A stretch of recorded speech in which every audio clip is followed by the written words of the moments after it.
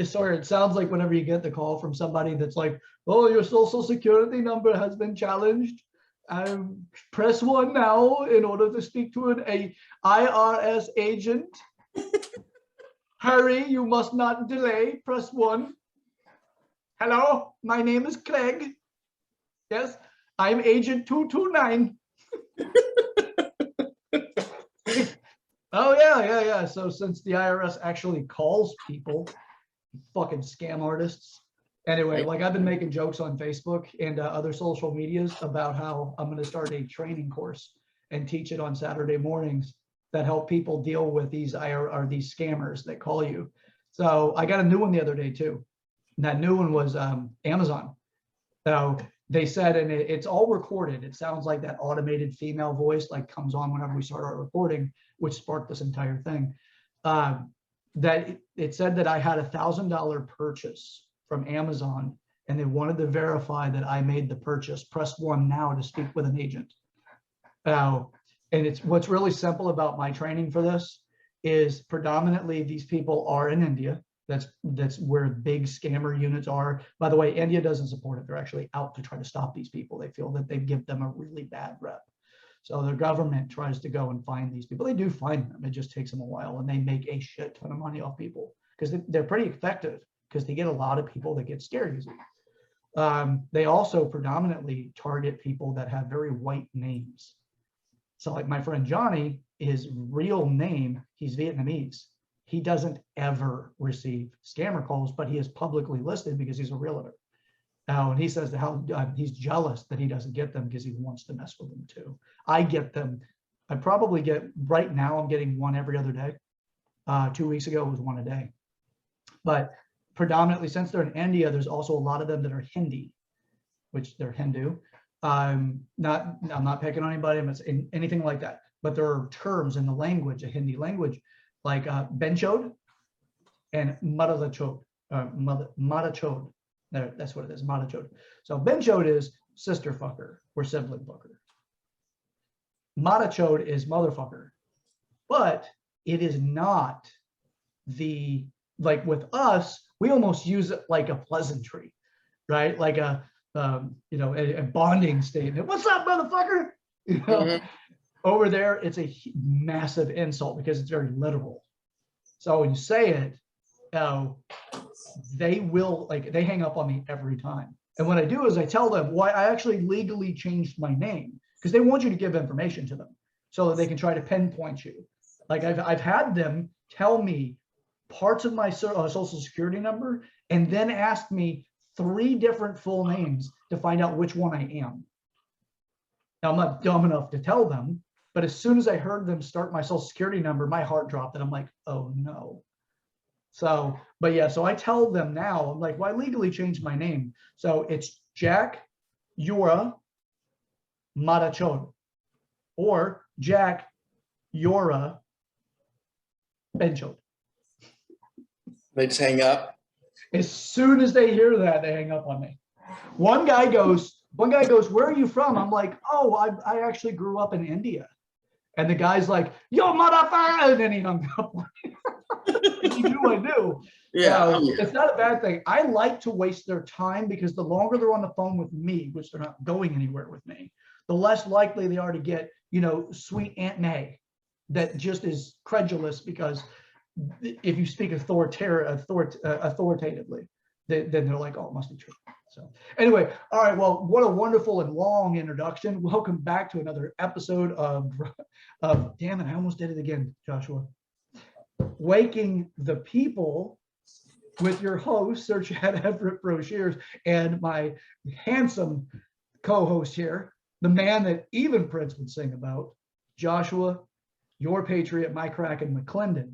Now, Joshua, I've been running off at the mouth over here as I go over my little stories about the scammers that call. I'm sure you've received some of those calls too, because you do have a pretty American name. It's true. Yeah. I had one that called me like 3 times a day, and I finally just had to block them. And they're so it's so well known that they're scammers too. Like you get letters in the mail. I mean, they're calling you nonstop. I'm sure they're going to like emails or nonstop, click this link, dial this number. It's crazy how much they know that the scammers. But yeah, welcome back to another episode of Waking the People. We missed you guys last week. I was in Miami, birthday week. Thank you for everyone that said happy birthday to me. I appreciate it. But we're back. A lot has happened, Chad. Chad and I text each other this week and we're like, this show is going to be pretty easy to plan for because there's a few giant things that we have to discuss that could probably take up the majority of the show, but nonetheless, it's a lot to talk about. And yeah, it's when you think it can't get any worse as far as hypocrisy, as far as authoritative decisions, the economy, our immigration, it's all just keeps getting worse and worse and worse. And yeah, I mean, it's almost like you don't even get surprised anymore when something crazy happens like this. So let's just start it, Chad. Let's get into it. This is a debate old as time, Chad. This is the Afghanistan situation. I have heard the debate of we should leave and we should stay, predominantly conservative saying if we leave, then, the Taliban will just take over again. 20 years will go to waste. And then the left saying, oh, we need to get out of there. We need to bring the troops home. We don't need to be in Afghanistan. And sure enough, Chad, look, it's happened. With 20 years, we've had this debate, and sure as shit, they just come right back in, take it over again. Yeah, and it's next to no time at all. We weren't even out. We're still not out, and they've seized the country. Now, there are things that we actually one-upped some of the previous individuals that came in and took over for a period of time. Russia actually had Afghanistan for, I forgot how long they had it, for at least a decade. They were there, and when they left, they did leave some of their equipment behind, but the majority of the stuff they brought with them. We said, no, hold our beer. Oh, and I don't say we as Americans, our absolute failures in office, and I don't just mean Biden, because there's other people that could say, I disagree with you, sir, even though there's a chain of command. We should never, ever leave a country where we still have our own people there and start pulling our troops out before our citizens, before our contractors, for all of the support that's there. I've had people say, well, why do we have contractors and regular citizens there? Because we were in the process of nation building. And with that process of nation building is not just a military thing, there's also the infrastructure that the military can't do. So they bring in a lot of infrastructure, but there's also aspects about that they don't do. So they these individuals went over. So what do we have from the Biden administration? And again, I'm not putting it all on Biden. There's a lot of them that absolutely screwed the pooch on this. And we still have our people over there. If we think that we saw a lot of bad shit happening when we first went in to Afghanistan 20 years ago, where we saw people being beheaded in these videos that just absolutely just unbelievably disturbing videos, we think that was bad. This is that we have the possibility of seeing something 10 times worse right now. And the emboldened move that right now with the Taliban, they have Russia and China promising to back them. As far as whatever they do, they want a partnership with them because they have a lot of rare earth material that's predominantly used for electric vehicles, which we'll get into that topic in a bit, as far as the actual specific topic of electric vehicles, concerns, and all the rest of the stuff as far as the consumer side. But as far as the individual side, they're not oil rich in Afghanistan. They're rare earth material rich, according to reports. China wants it because they are determined to be the world leading producer of electric vehicles. They want to just dominate the market, and they have done a lot to do it so far. They mobilize quickly too because they have a communist structure. It's capitalist communism. So Russia also saying that they're willing to back the Taliban in the partnership. So that's two world powers that are willing to back them. Why? What would you exactly do by backing them, Joshua? Military force. Yeah, exactly. The Taliban themselves are not a very well-equipped military, but when you deal with well-equipped militaries like China and Russia, you're dealing with formidable foes. And they can look at that and be like, you know what, the Taliban are just the radical ones, that they'll do whatever the hell they want, and they'll provoke our enemies, which the United States is an enemy of China and also one of Russia. We're just in an agreement not to actually have conflict. This might be that piece that causes conflict, especially whenever you have China and Russia agreeing on something. So, is that with that agreement in itself, does that not, wouldn't it embolden you if you feel like, hey, I got more allies than I thought? So with that, what's going to make the Taliban not do horrendous things to the people they capture? And why would they not put a higher value on capturing Americans than they were on their own Afghanis? No, because it makes a bigger statement if they do anything that's atrocious to these people. Especially, because what does it make us look like? We can't even get our people out right now because of the bumbling fool that's in office and his entire bumbling administration. So, now, whose idea was it? Like who was like, hey, let's just take all the soldiers out first, and let's leave all the reporters, all the contractors, men and women. I'm sure there's kids there. I'm sure someone brought their family over there. Whose idea was it to say, hey, let's take everyone who's protecting them out first? Did you see the video of the plane with people sitting on the plane as it took off and then falling off into the air? There's some things about that actually just kind of get me though. Because it just sitting in the airport, in the airplane before it launches or before it takes off, how loud is it for you inside of the vehicle, inside of the plane? Mm-hmm. It could have you want to plug your own ears. Also, what about the thrust that comes out of the back end of the turbines, the jets? How much force comes out of that? You feel the plane move. Oh yeah. Wouldn't that cause people to be thrown in a distance? Plus the heat that goes through those turbines before they propel the vehicle forward, the plane forward. There's a lot of heat that goes through that too. So how are those people sitting there and not even clutching their ears, covering them? There's a lot of things about it. Now, I'm not in the conspiracy side of it. I'm looking at it from logic. You don't, like, I could not fathom the idea of sitting on a standard passenger jet on the outside. What about the sheer force of vacuum when those turbines start to spin? It pulls air in. There's a lot of things about that video that made me go, what the fuck is going on with this? Is the hot air that's being jetted behind the plane, which is more than enough to actually blow people off the ground. How loud they are, even when the plane is taxiing. And I'm talking about from personal experience in a regular passenger jet, not a heavy military jet. That heavy military jet requires stronger jets, engines, in order to fly, to get off the ground. Shit. So it's not like a standard passenger jet. There's a lot of things about that leave me going, what the fuck is going on with this thing? I don't think they would get that high. Like in the video where when the people start to fall off, that sucker's in the air. Like as soon as you take off, I don't even know it's physically possible to hang on, right? Yeah. Like you'd have to be to actually go fast enough to take off. I think you would fall off way before you got to that point. Yeah. Have you ever been to a sky jump zone or anything like that actually has enough air that levitates you and makes you feel like you're skydiving? Really? So you get these massive fans, and the fan blows enough air up that it elevates you. Like, so you're sitting there suspended in the wind, and it makes it feel like you're skydiving.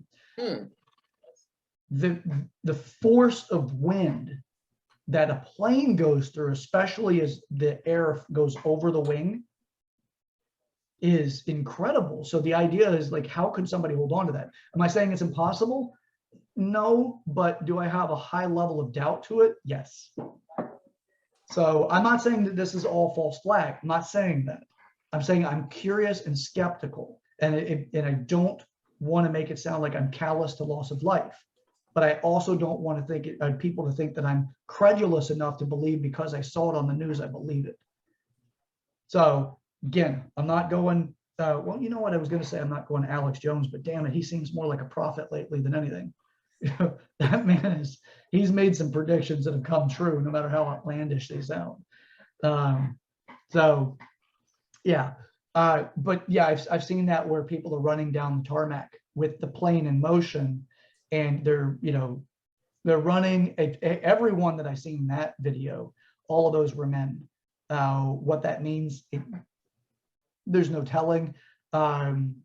If it's all legitimate and these are the people that are being evacuated, there's obviously the potential of getting the Taliban in with the Afghanis that are, you know, that work with us to get us out, or to help us build over there. So our allies, the Afghani allies. So there's a lot of shit going on there. Is this crazy as hell? Yes. Is it likely to be worse than Benghazi? I think so. I think it's actually something that'll have Hillary Clinton green with envy. Now, like, shit, their friend request to suiciding themselves is going to go up significantly. Now, just try to keep up with it. So, but yeah, so I've seen the video, and it just leaves me going, there's just some issues about the plane. There's some issues about the scenario that are not hard to discover in detail. Now, could I be proven wrong? And maybe my understanding of turbine function and jet propulsion is wrong, but my experience of it, and by the way, Joshua, I don't know if you know this or not, I spent 11 years in the power industry. And in that industry, they use turbines, or they use turbines to generate electricity by putting steam, superheated dry steam, over the turbine blades that cause it to spin, which affect a magnetic field that moves electrons, and all of a sudden, voila, you have a useful product, right? There's a little bit more to it, but those things are loud as hell, even inside of their casings. Now, so the steam makes noise, and just by virtue of motion and friction, that makes noise too. So the turbine makes noise. Now you take something out of that casing that's intended to push instead of just spin for electrical. Now you're creating a different degree of noise based off of levels of decibels. Now, and that's the level that it's so loud, it could blow out your eardrums. You notice that all of the people at the airports wear a hearing protection that are high rated hearing protection, and it's mandatory they wear it when they're out on the tarmac or in those high noise areas. So, yeah, it's just food for thought. We'll go there. No, I can see it, and even the video looked a little weird, like with the plane on the runway. It looked like it was like Photoshop, kind of. Like some of the people's interactions to the camera didn't look like natural. Like some of them were like smiling and like waving. It's like, isn't this supposed to be like a video of people fleeing, you know, just terror? Why is everyone excited and happy? It doesn't make a lot of sense. But again, no conspiracy here, just something to think about, something interesting. You know, it's always good to look at things with that lens and just not take every single bit of information that you receive as true fact. It's good to remain skeptical to a certain degree. That's for sure. Don't spoon feed me what to think, right?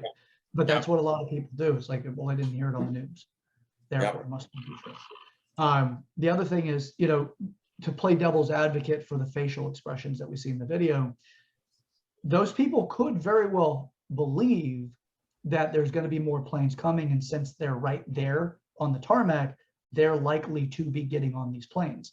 I personally, but then again, my view is coming from, I'm an American citizen. I've lived in America my entire life. I have the comforts of what it means to be an American citizen, the safeties that are afforded based off of me holding true to the Constitution and forcing other people to abide by the Constitution, meaning politicians. And the other is, you know, that we as a society agree that we're in safety.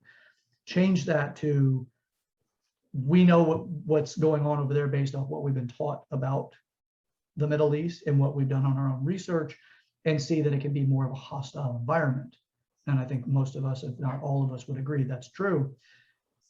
Change up the perspective. Somebody who's lived in Afghanistan their entire life, or the Middle East their entire life, they know what it's like on the other side. Their experience of fear from it may not be as much as a loaded experience as ours is.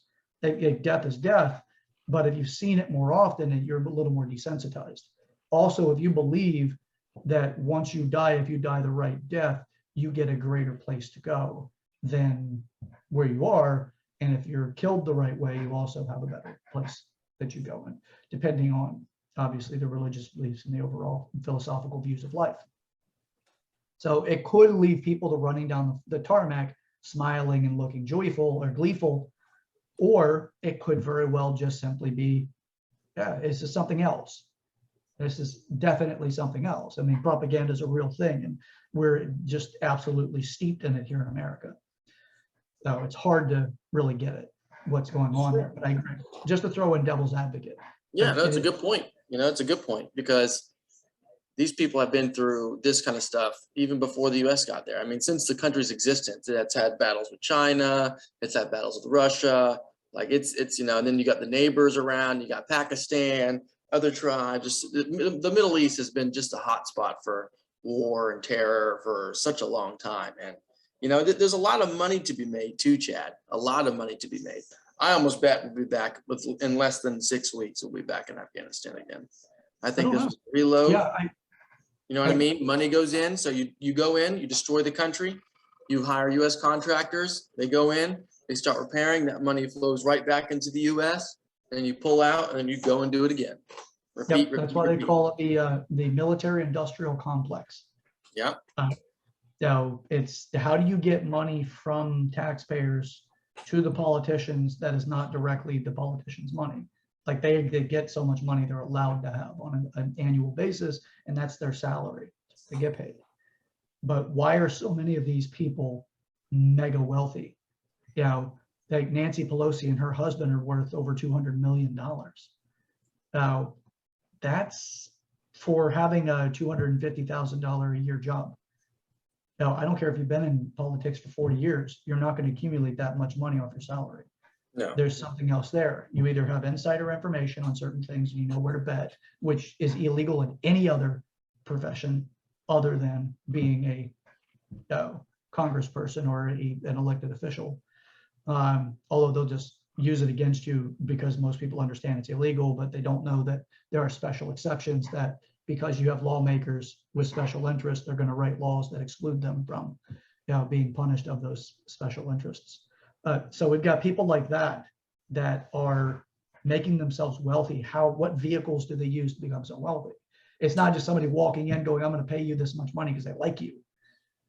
So we send over the military, and then what comes out of that is we send over a lot of contractors that help build or rebuild, because it makes sense. If the military is going to go in and we're humanitarian in our beliefs and we push, you know, we're trying to help establish democracies in other countries, well, then we're going to send our military over, try to take out what's stopping the democracy build, which is, you know, none of us would disagree with.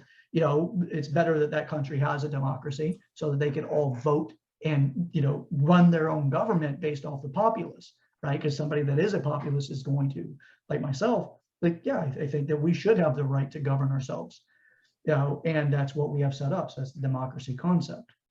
We're not going to stand in the way of that. So we send our people over, our troops, or our militaries get sent over by our government. They attack whoever we blame to be the person that is stopping the democracy from happening, and or the atrocities that we're told about them. Some true, some not, who knows, right? It's hard to tell, to read through that stuff. Then we say, okay, well, now that there's all this destruction, well, now why we need to rebuild, or otherwise the people that have bad interest, as soon as we pull out, are going to see a vacuum, and then they're going to fill that vacuum. So let's build. Now, and then what do we have? Do you know exactly how much money goes over per everything that gets installed? I mean, shit, the military's brought up many times, people that are now retired, talking about the cost of a toilet going into some of these countries. I mean, it's money that you and I would never spend for a toilet directly. But if it goes by way of our tax dollars, we don't know what our tax dollars really buy, because there's the veil of complexity that we just say, you know what, I got other stuff I need to worry about in my life. Let's just trust they're going to do the right thing. So if you got a toilet that costs you like $7,000, that should cost you 120 bucks, you know, or $200. That's a way of washing out money so that these contractors are making significant money. By the way, if I suicide myself, I didn't do it. You know, I'm going to get the big McAfee. I didn't do it. Yeah. But when you look at it that way, it's why? What's the interests why does the country want to do this? Well, if you have a decision maker that has a pact with these companies or representatives of the companies, or a secondary or a tertiary company to the main one, which just means that there's a chain of movement of money and agreement, so that it's harder to get it back to that person. To say, well, you got all this money from that company. Well, if you have several different degrees of separation, it's harder to say that. So, but if you have, let's just say it's Halliburton. If Halliburton's over there doing stuff and you're directly receiving money through their, what do they call them again? Lobbyists. If you're directly receiving money from their lobbyists, like directly, shit, you could be out of your political career. Because people will be like, that's, no, yeah, I can see why you have a biased decision. But if you say with this cloud or this veil of deception, which is, we just want to go nation building. Well, how do you get money from the taxpayers into these special interests that give money back to the politicians? You create a laundering vehicle so that it's hard to track it. Anyway, Josh, I know these are the things that I sit around and actually kind of understand the business models well enough and try to come up with, okay, well, this is probably what's happening. Now, a lot of people, and they don't understand that. So it's a good thing. Like you painted a real picture as far as what happens and why war is profitable and why war continues. I mean, some of the best economic booms in history have been, during wartime, right before wartime, or that's what pulled us out of the Great Depression was, World War II. It's nice to hear someone articulate it so that people who maybe don't look into this stuff very often, or they don't really think in those kind of terms as far as why is this beneficial, it can really help people. So yeah, it's a good thing, Chad. We got to tell people this stuff. Dick Cheney's America, right? It kind of freaking started with him. He's the one who really started getting going. But yeah, it's crazy. And the other crazy thing is that we discussed a little bit earlier was them leaving all their equipment behind, Chad. The United States government left a bunch of their equipment behind, but a lot of people maybe don't know this either. Iraq, Afghanistan, we used to fund them back in the day. So we used to fund Iraq to fight against Russia. We had, and also just to have, Saddam Hussein, we're always going to kind of have these two things linked together with Afghanistan and Iraq. Saddam Hussein was really our guy that we put in Iraq to somewhat control the Middle East. I believe he was like a CIA operative that we had put in, and he eventually went rogue and started his own, dictatorship and was like the king of Iraq. But so anyway, we used to fund all these people. So a lot of the guns, when we first went into Afghanistan to invade, a lot of those guns were guns we gave them, and they were shooting it back at us. So now here we are again, we're pulling out, and we're just going to leave, $1 million tanks and $1 million equipment and all this ammo, all this, plans. I heard that there was still like our war plans and our designs and a lot of documents that were still left behind in Afghanistan. And the Taliban just went in there and took it all. I mean, that doesn't, you don't think, when you hear this kind of stuff, you can't even comprehend that a government, especially the United States government, would be this careless. If you're at your job and you do something like this bad, they're firing you right then. That's almost not even comparable to leave your own people behind. They're all going to die. Pull out the military first, leave equipment behind, leave documents behind, and waste 20 years of whatever we were doing, aka making everybody rich, like we discussed, and then just leave. Just done. Yeah, it's insane. If you think about it's this whole thing. Now, it's not like, okay, well, because it's in the news cycle, let's talk about it. No, this is an event that affects all of our lives. It affects our standing on the world stage. China's already telling Taiwan and broadcasting. It's all over China. China loves what just happened.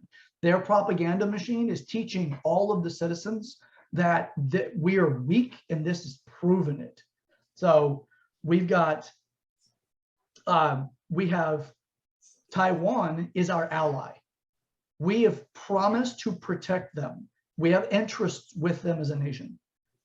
We have interest because the majority of the computer components that we use for manufacturing vehicles, a lot of our technology, computers, you name it, a lot of that stuff is manufactured out of Taiwan. If you aren't aware, for the people that are watching aren't aware, Taiwan actually is, the government of Taiwan is the old government of China that was run out by the communists. So the China government, when the communists took over, they fled to Taiwan and they established their government there. They are a democracy driven. They are not a dictatorship. They are for free movement. They are also for voting, and there's all kinds of things that they stand for that we as the United States also cherish. China has just said, look at what's already happened with Afghanistan. They left their own people. They abandoned the people that they had as their support, that are there to help them. They also abandoned them to leave them to die. We're coming. And, you know, we supposedly had a press release, or somebody had released that we have over 60,000 troops in Taiwan waiting. Well, the Chinese government said, if you have them there, we will crush them as we take the state, or as we take Taiwan. So if that doesn't tell you how bad this looks for us on a world stage, we look feckless. We look feeble, which is, if you think about it, those are descriptions of Biden. But it's not just descriptions of Biden. Harris is no better. Harris is drastically and disgustingly unfit for the position that she even has now. But so with that, I'm not going to go down that rabbit trail, or taking that topic just yet, not the rabbit trail, but taking that topic, because there's other things that I want to continue about before we get into, you know, the next up, what's potential for the next steps. Joshua, you're familiar with some of the technology from the equipment that we've left behind. What they said about the equipment left behind was, if we left so much that it was specifically set up to arm the Afghani army so that they can defend themselves and maintain what we created with them in Afghanistan. We have in the past left stuff. We've left equipment, we've left arms, we've left a lot of stuff. But the things that are vital, like, do you remember what happened in with Black Hawk Down? With Syria? Somalia, yeah. Remember that they had our special operatives that went in to save these people. They also had orders to destroy the Black Hawks. Really? Yeah, they didn't want that. They did not want that technology falling into the enemy's hands. So they were supposed to save and destroy. So save the people, save the soldiers, and destroy what's left if they can't get the birds out, the Black Hawks. So, so as far as this is not, it's not a thing that the United States is unfamiliar with doing. We just don't allow that material, that particular technology to fall into the enemy's hands. So we have a crap ton of Black Hawks that are over there. We've got Blackbirds there. We've got a lot of our military equipment that was left behind supposedly to arm the Afghanistan, or the Afghani soldiers, the pro-freedom soldiers. Immediately, all of that was turned over to the Taliban. And there's reports coming out from United States military service people that the people in Afghanistan, the pro-democracy, or the people that were our allies, that they couldn't even get them to teach them how to do jumping jacks. And the majority of them were hooked on drugs, or there was a lot of them that were just taking drugs while they were, you know, like quote unquote serving and going through training. So there's a lot of things that I think that we should look at. Now, am I saying all that's true? No, I wasn't there, but these are the reports that I'm getting and that I've come across. So, but all this technology, they've already moved some of that technology to Pakistan. They've moved some of it over and they've given it over to China. So China's been in conversations with Afghanistan, with the Taliban, for a while now. They didn't just start. They've been doing this because they're trying to set up a relationship so that as soon as the United States is out, China's got first dibs. And that's exactly what just happened. We're not even fully out of Afghanistan yet, and China's already like, yeah, we got the back. Now, they're like, what's that? They want to move in. Eventually, you know, in this situation, our biggest hope is that they piss off Israel.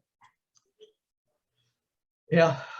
Israel Well, go there and take that whole thing. It'll all be Israel, you know? Well, you know what? I don't know how realistic that would be with Israel being surrounded by Palestinians. And it's not even really the Palestinians, it's Hamas, which is a terrorist organization that still has a Twitter account.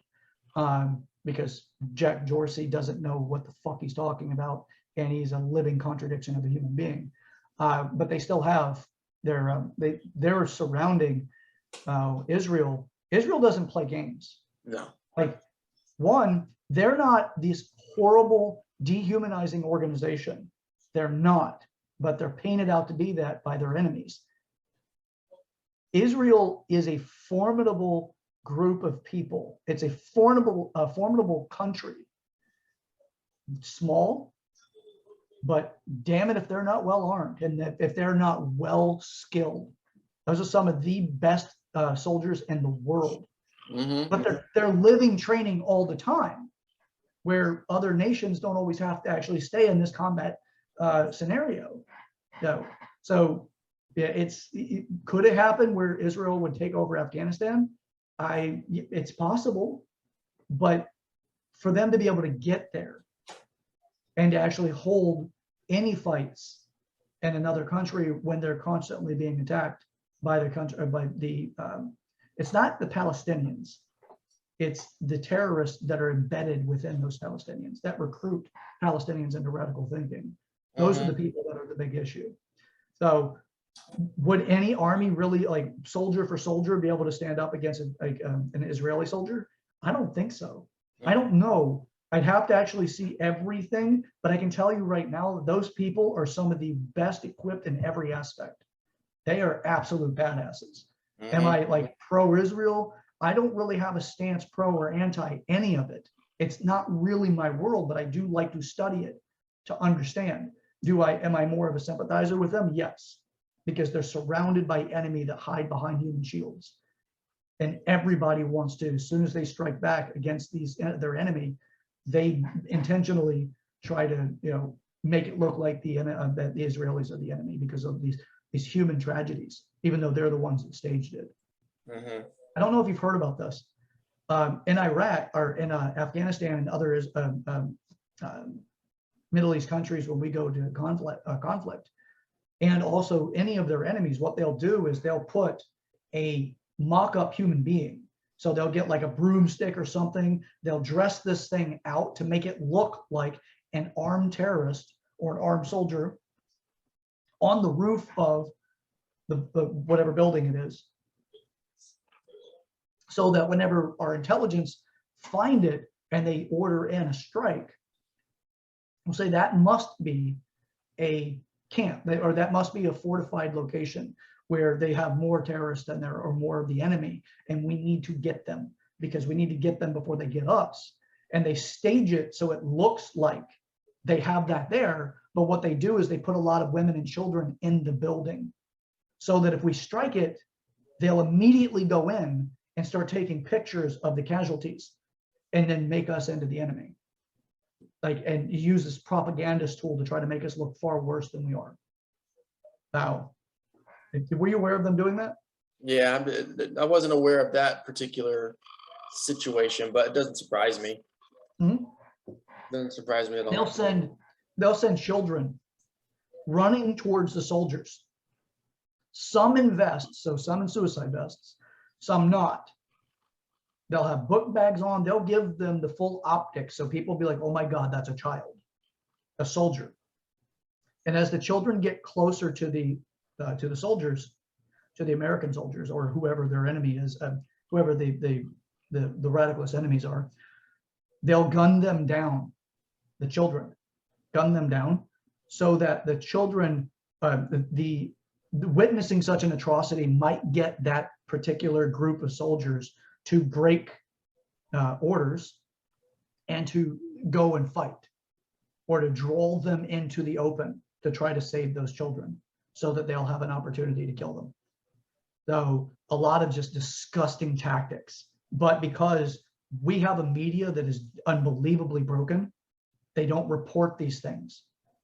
we have a very corrupt media organization in this country, like the entire media overall. Again, Fox is not free of this, although they do seem to report more than the others, which is pretty much everything else is left on the mainstream stage. They don't report this stuff. So why is it that you'd have to talk to, like, why is it you have to go to channels like ours? You know, waking the people, subscribe, hit the like button, share it. Gotta get back on it, boys. Hey, again, thank you to that one subscriber who got us to 70. We're still a little, you know, we're flattening out. It's not like crypto, Chad. You know, Chad and I were talking before. You know, it's been a nice couple weeks.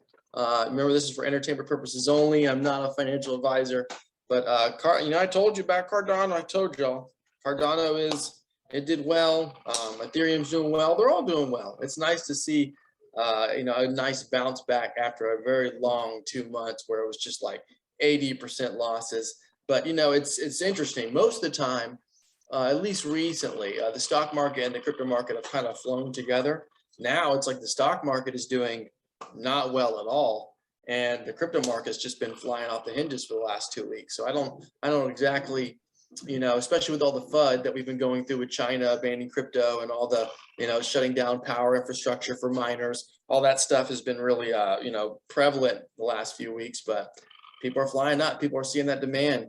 You know, they with Ethereum, there was the London fork where, you know, a lot of Ethereum was burned. So they're going to put a cap on the total amount of ether that you can have. So that was a big catalyst as far as what was going to pull the market up.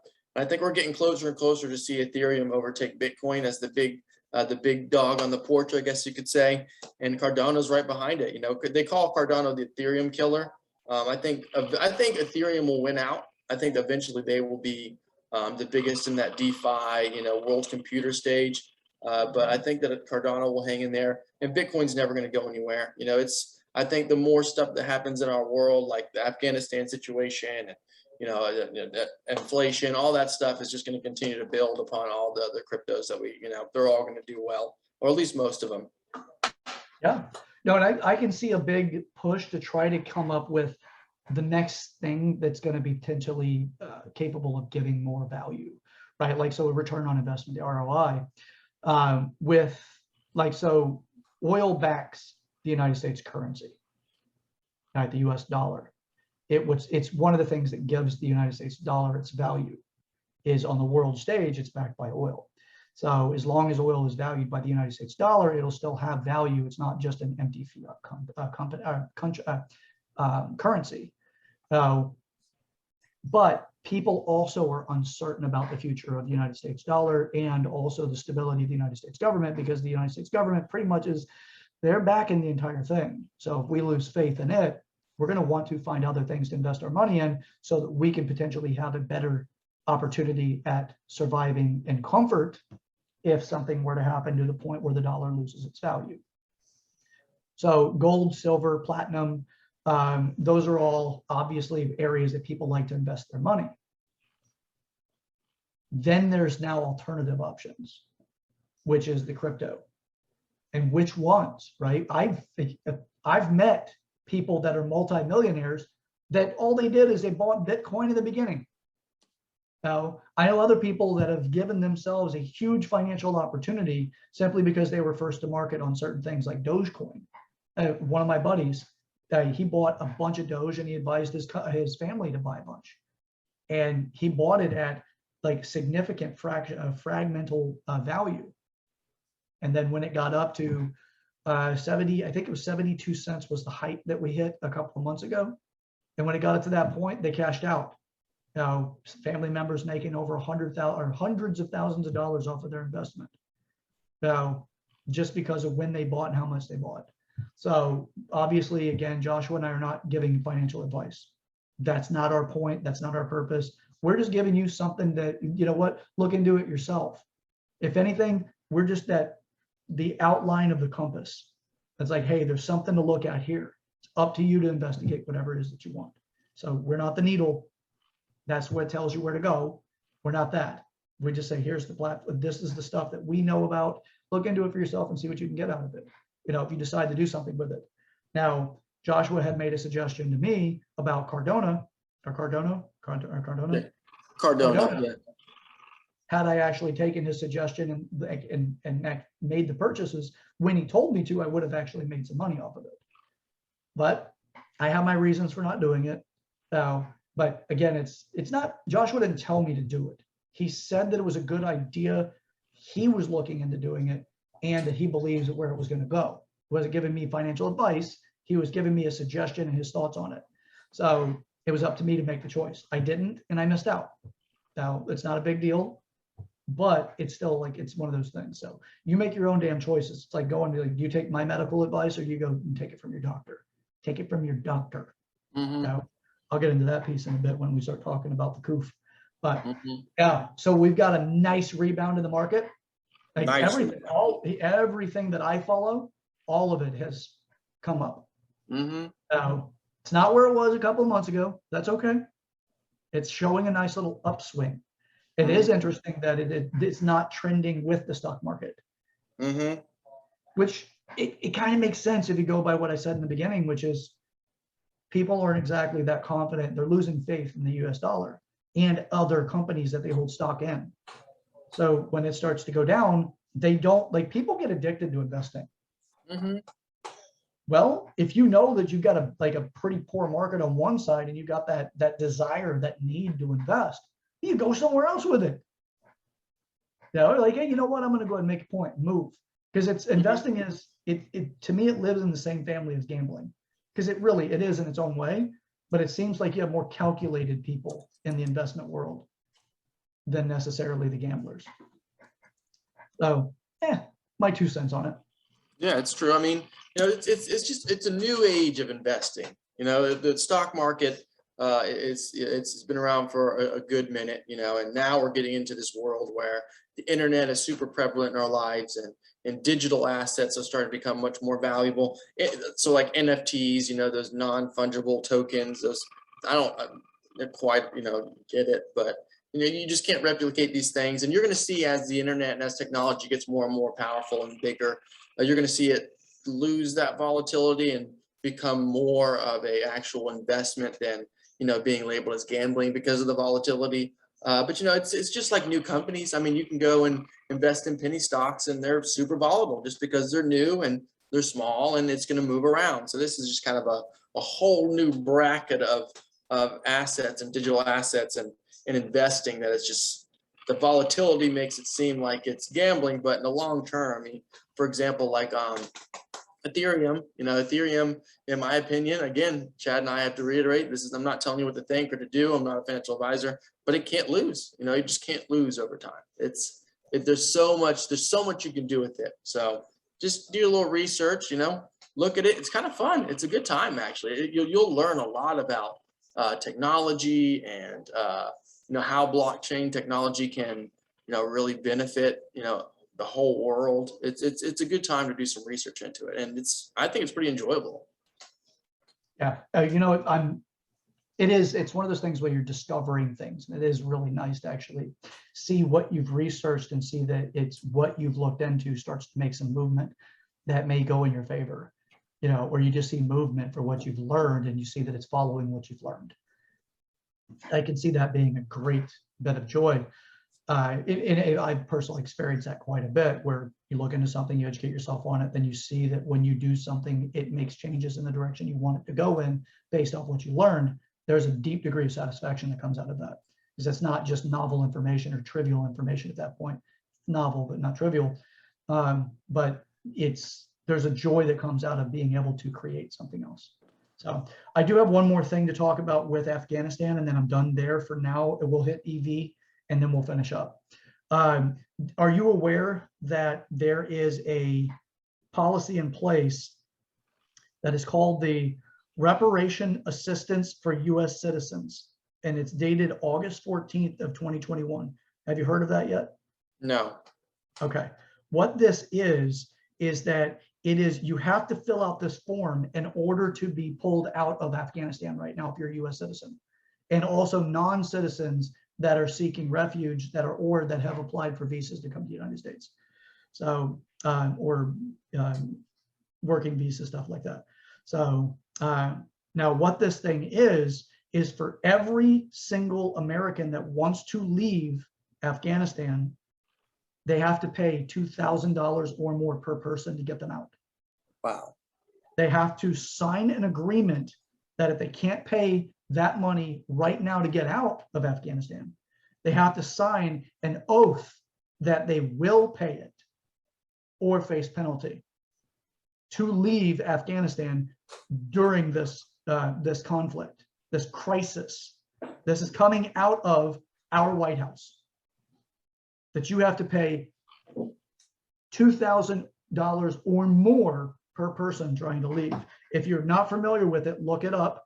Again, it's called the Afghanistan Repatriation Assistance for U.S. citizens. It's absolutely disgusting. We have people that if we don't get them out, they'll almost certainly be killed. And we're telling them, we'll bring you back if you pay. Now, if you're trying to get out and you're not a U.S. citizen, they do have ways of getting them out without actually having them pay $2,000 or whatever the price tag would be. So again, this is coming out of our administration. This is the U.S. Embassy in Afghanistan received this, the report of international commercial flights are still operating from Kabul, but seats may be unavailable. Now, there's a lot that's in this. It's worth reading. Eligibility requirements. You believe that right now they're actually talking about eligibility requirements. I'm not actually reading opinion on this. This is the document. So if you're interested in finding out what the hell I'm reading, look this up. So you're telling me that Afghanistan citizens don't have to pay, but American citizens have to pay to come back to their own country. Yeah, they may not have to pay, the Afghan citizens that are trying to get out. They may not. That's actually in the verbiage. But as far as the American citizens, yes, you have to. And if you don't, you will not get your passport back until you do. Yeah, that's our American government right now. You either pay us to take you out of the country that you're over there working to try to help us with our endeavors, or we're not taking you out.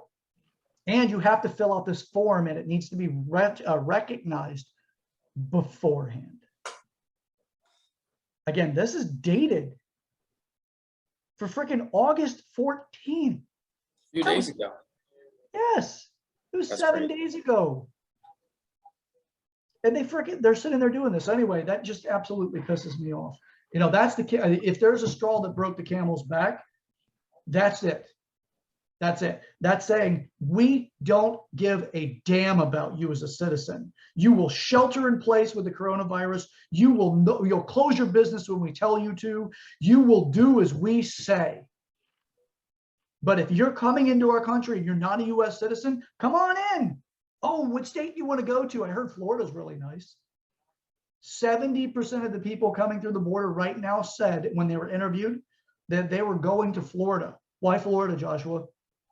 What makes sense? Why is Florida the place that you want to go to? Especially with such a high rate of statement, such a high percentage. So we've got American citizens that cannot get out of the country of Afghanistan based off that document. Now, if they supersede that document by canceling it out, that is on them. But this is a document that they have in the system. I'm unaware of them dismissing that document yet. Now, I promise, I'll pay $2,000. Just get me out of this country. Save my life. What a horrible decision that somebody has to make. They should not have to pay a goddamn thing. They should be like, we're coming to get you. You're coming out of that country. No man left behind. Mm-hmm. You know, so we've got that. And then we've got what else is going on with the country right now. You're a U.S. citizen. You have to obey your government. And the federal government says you will do X, Y, and Z. You will get the vaccine or else you will not be able to travel. The federal government cannot mandate that, but they are getting companies to work with them so that it's not the government doing it. It's the companies that are saying, we will not service you if you are not vaccinated. And I want to see the card. Show it. And if you forge a card, there are serious consequences. So for everybody out there, it's like, I'll just get a forged card. Fuck that. I refuse all of the above. Constitution is my vaccination card. So Bill of Rights, my vaccination card. So with that, this is how much our government cares about us as citizens. We have this pandemic, this virus that's supposedly so incredibly dangerous, that we not only have people flooding through our southern border into the country, we have them going to the red states that say we are not going to comply with the federal government stating that we need to lock down, or with Fauci, which I will give him a nice little ouchie, by the way. So the whole ouchie thing is not me receiving the ouchie, it's him. Okay. So whoever's that little masochist that wants to poke, you put your little GIMP mask on, you get your little flogger ready so that somebody else can start whipping you, but that is not my game. All right. So I'm not going to get into this little, getting this Feifel goes west, Fauci goes goes to the Far East, China, none of that shit. I'm not going to get into it. So yeah. So we've got the government telling us what we can or can't do, but we've got people coming in and going to the states that say no to the federal government's mandates and or restrictions, and the CDC require the suggestions for support. The CDC was recently caught red-handed lying about Florida's numbers. They conflated 3 days as their defense whenever they were caught lying about it. The state of Florida found that they were falsely reporting the cases of infection and death in the state of Florida. They got called out on it, and what they did is we're sorry, we just added up 3 days over the weekend, and that's why those numbers seemed wrong. And even then, those numbers were wrong. It was not the 3 days. It was a fucking lie to make Florida look bad, because Florida and Texas made the CDC look bad whenever they turned around and said mask mandates are done. You don't need to wear them anymore, several months ago. Now they're like, no, we're going to lie about it. And then what do people do? They suckle right up to the teat of the liar. It's like, just tell me whatever I need to think, please. We've got 70% of the illegals that are coming into the country that state that they're going to come to Florida. Florida is a safe haven for the Constitution, because Florida says we are a free country. Florida says we're part of the freest country in the world, and we are going to hold that value. And then what do we get? We have people that HR1 and the rules that HR1 wanted to implement, which is the no voter ID rules, that they can call that these people, when they come into the country, you cannot verify if they're United States citizens or not, but they're allowed to vote, which means that the majority of them, 2 out of 3 people, in the last poll that I read about this, 2 out of 3 people stated, or they will vote Democrat that are coming over the southern border. 2 out of 3. The third one likely won't vote. So what does that mean against citizenship? You pay taxes. You've not broken the law. You have done everything that you need to, Joshua, in order to be a free citizen of this country and to support this country's well-being, the health of the country. You've done a lot for that. And they're saying, now you need to do more by being quiet. You need to let us spend this tax money however the fuck we want, and you will do as we say. And if not, you're next. And we're going to show you you're next, because you think DeSantis is safe. We're going to prove that he's not. 70% of these people that are coming into the country are coming here. The recent entry that was reported on, what was that? It's actually reported on several different news stations. So they're probably just sending them over here on buses. As soon as they get here, they're probably like, all right, you guys are going to Florida. Yep. They orchestrate that.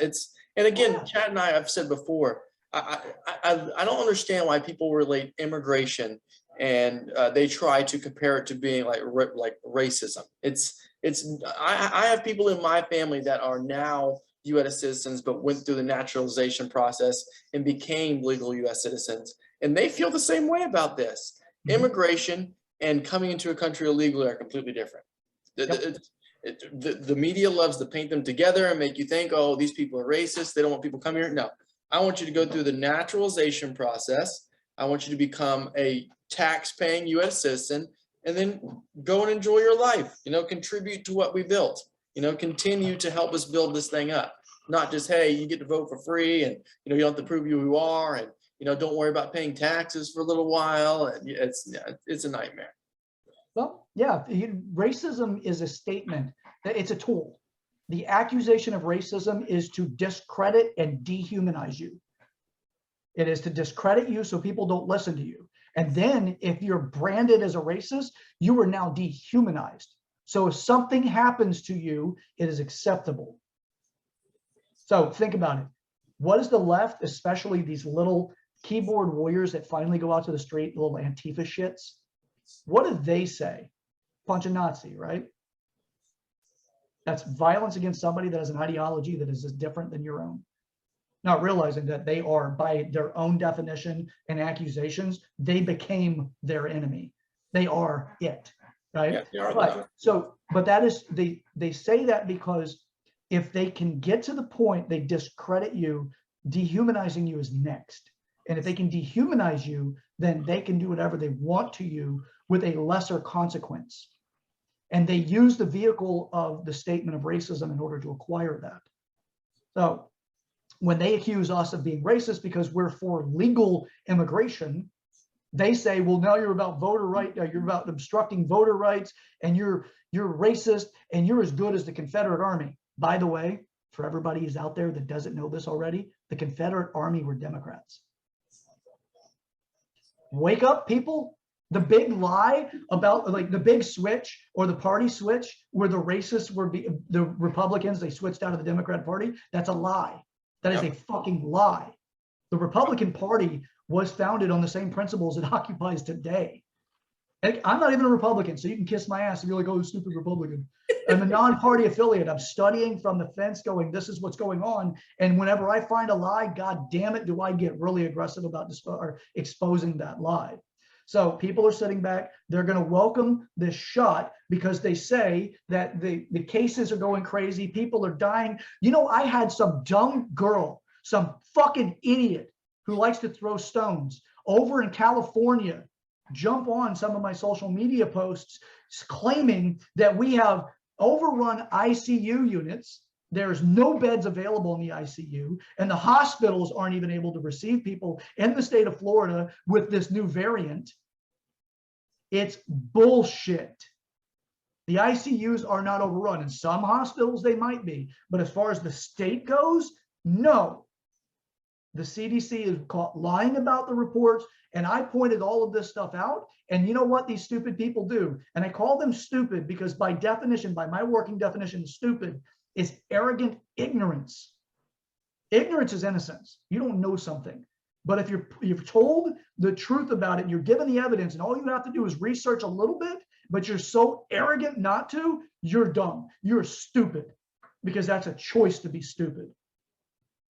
So this person is stupid, and I will die on that hill because that's my definition. And she fit it perfectly and attacked DeSantis for saying that he's doing this horrible job and it's a death cult. You're a fucking idiot. A death cult. If it was a death cult, Florida would be falling off the fucking map in deaths. It's true. We would be the garbage heap of deaths in the state or the country. But no, we get 70% of unvetted people coming into the state of Florida. They are coming in where there's a large percentage of them testing positive for COVID, and they come into the state and then they get tested. And then we got more COVID positives, which by the way, flying in from other states. People coming from New York, California. That's all I see right around here is other license plates. It's planned. It's planned manipulation of numbers in the state, and it's done like Chad is. Obviously you guys can tell it's done so it can articulate and paint this picture as far as what Florida's doing versus other states. Like in New York. Now, New York, in order to go to the gym, you got to show your vaccination card to get in the damn gym. Now, if you want to get the shot, get the shot. If you don't, you don't. But as far as I stand, I don't think you should make anybody have to prove anything. You can. It's free. If you pay your gym membership, you should be able just to walk in there and work out. You don't need to show papers, in order to get into the gym. So the way that other states are running it, and guess who bails those states out? When New York and Chicago and California, they're so in debt, like we bail them out. Tax dollars go to bail them out. So it's funny how we have some states telling us how to run our shit, and then they can't even keep their own state together. It makes no California, sense. well known for it, and they get wildfire relief money on a federal level often. It's on it. They use, in my opinion, people in California use the wildfires as a way of balancing out their budget to an extent because they get federal money for disaster relief when there's fires. There's an incentive for the fires, in my opinion. So 2 more things, and we got to end the call, or the today's recording. So with that, look up 2 things. Look up, if you're interested in finding out more, there is a false equivocation where people are comparing smallpox and polio to COVID. It is a false equivocation. If you don't know what that means, time to start researching it. Okay? That means that, and I'll put it this way, real simple. A false equivocation is they're comparing something against something else that is not equal in comparison. So smallpox and polio actually have solid vaccines. These solid vaccines do not, they're a one-shot immunity. COVID is more relatable to the flu because it has seasonal variants that you cannot get a solid on. But they're trying to equate that so it makes people that are against the COVID vaccine look stupid, because they use a false equivocation for that. They do this often. So that's one thing. So 2 things to look into. Leaky vaccine, look it up. You're going to want to use something other than Google to look up, or even Microsoft or the Internet Explorer. You're not going to want to use those 2 because they're heavily censored. You might find stuff, but you got to dig for that for it there. So DuckDuckGo, there's a couple of other browsers to use for that particular search. Now, the other is antibody dependent enhancement. So those are 2 things to look into. I'm not saying that that's what's going on. Knowledge in action is power. Knowledge by itself without action is trivial. You may be good at trivia when it comes up, but you can't apply what you know. You have to use action in order to make it powerful. Educate yourself. Also look up protect your family. It's a hashtag. Hashtag protect your family. Look it up. You're going to find vaccine injuries that people are using as a hack to get people to be able to actually see these, because it's censored in mainstream media. Social media is censoring it as well, as if you don't have a right to know these things are happening. So please be aware of that. Look it up. Okay. And one last thing, and then I'm done, and then we'll finish up. We'll actually cover the EV concerns and for the consumer side on the next episode. Look up Tanzania. Have you heard about what happened in Tanzania back in the earlier stages of the virus, whenever it first really hit the stage? No. So the president of Tanzania, and you can fact check this, and please do. The president of Tanzania pulled a fast one. What he did is when he received the tests, the swab tests for the people of Tanzania, instead of administering it and checking the people of Tanzania, they actually just did everything in a lab, a clean environment, and they tested things like they tested a goat, they did a bunch of non-human tests. There's a fruit called a pawpaw. It's a P-A-W-P-A-W. It's a fruit. These things came back testing positive for COVID. So with that, look it up. It's worth looking into. Now, other than that, that's pretty much what I got for now. Please, am I saying that there's a big conspiracy? No. Am I saying that there be? Yeah, there always could be. Watch the movie V for Vendetta. I think it's a great one to really pull some information out of, and to just look at it and ask yourself the question, like I've asked over Idiocracy, which is another great movie, is ask the question, does this seem more like a documentary or just entertainment? Or is it tapping into something else? And it's not, they didn't make the movie for this reason. They made the movie to point out specific attributes of human beings. and the way that they'll behave, or way they could behave under certain circumstances. And when you watch it and you say these things look eerily familiar or frighteningly similar, that's when you can say, you know what, this seems like it's more of a documentary. It's just because you tapped into a human behavior that has predictability variables. So yeah, as far as that goes, that's what I have for today's episode. Unfortunately, Joshua's computer just died. It probably would test positive for COVID. So with that, I'm again your host, Sir Chad Everett Brochures. Remember, knowledge and action is power, and we are in this together. We are Americans. Let's act like it. Now, we don't have to agree, but you damn sure better understand what you're arguing about. Now, with that, I'm Joshua Todd McClendon, my little Kraken, your patriot, and the man that Prince would even sing about. Yep, he's here with me, but like I said, his computer died. So that's it for today's show, and we will catch y'all on the other side. And remember, watch out for those damn scammers out there, okay? And remember, just do as I do. Tell them your name has changed to something Yora, Benchode, or Marachode. Till next time. You stay golden, pony boy. That's for Joshua.